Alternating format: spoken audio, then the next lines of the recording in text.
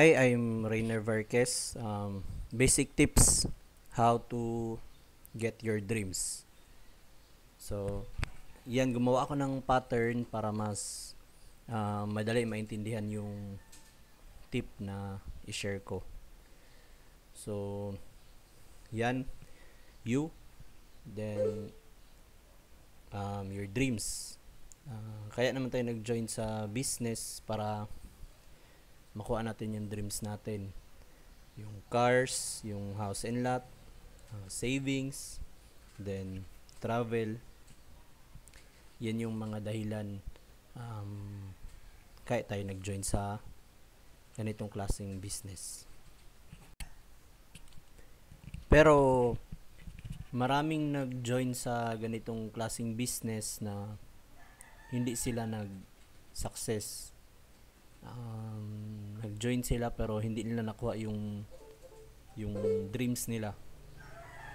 Nag-join sila pero nag-quit sa ganitong negosyo kasi hindi sila nakabuild ng network. So, ito yung next pattern.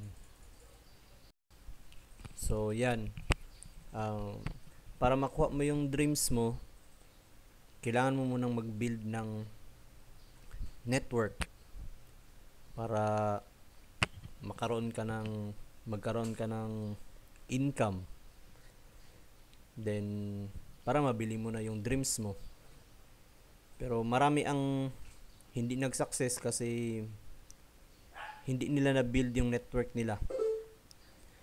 Nahirapan silang i-build yung network, hindi sila naka-recruit, hindi sila nakahanap ng tamang tao na sasama sa negosyo nila. Kaya hindi sila nagka-income. Kaya yun, nag-quit. Ganito kasi yan.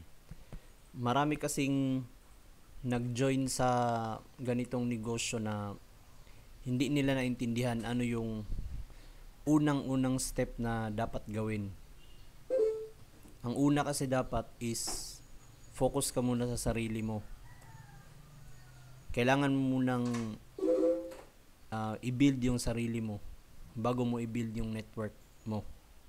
Sarili mo muna yung uunahin mong i-build.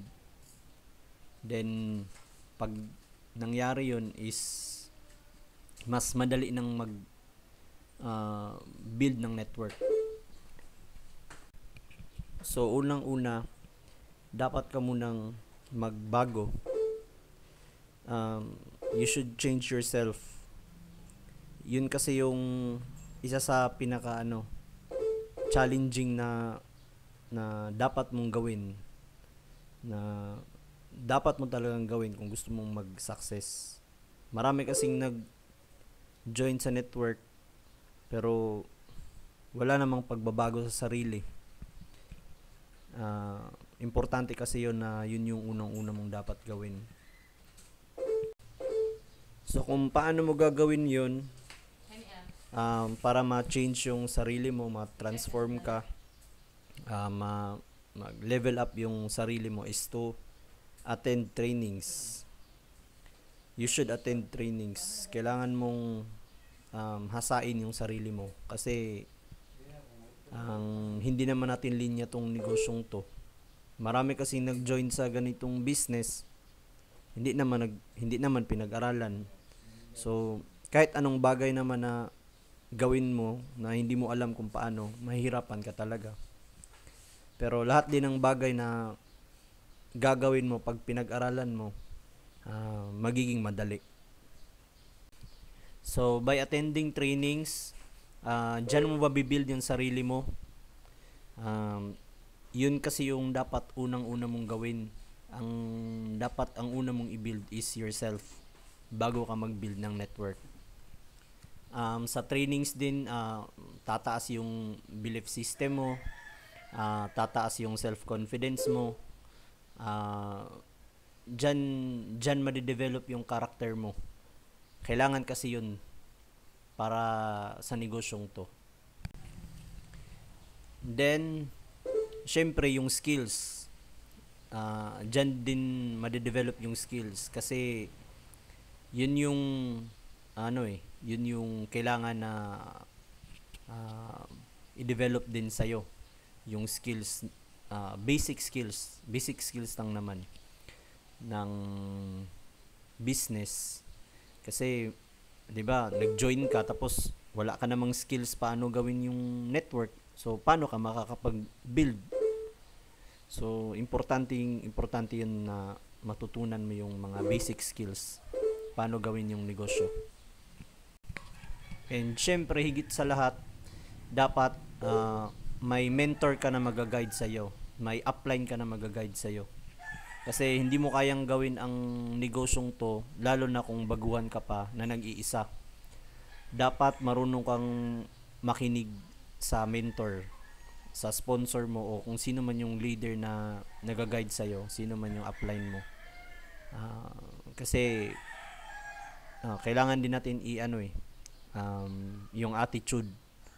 Importante yun sa negosyo na dapat may right attitude ka. So, dapat may mentor ka na mag-guide sa'yo. Hindi pwedeng walang mentor. Mahirap mag-network na nag-iisa. So, follow up line.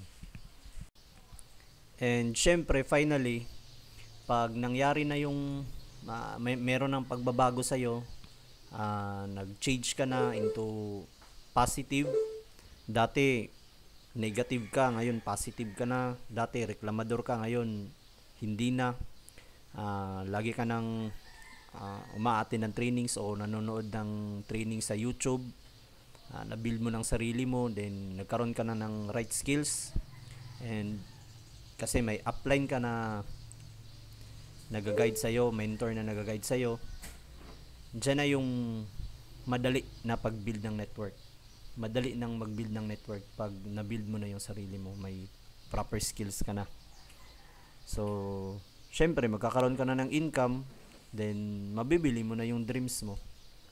So, yun yung basic how to get your dreams. So, thank you and God bless to all.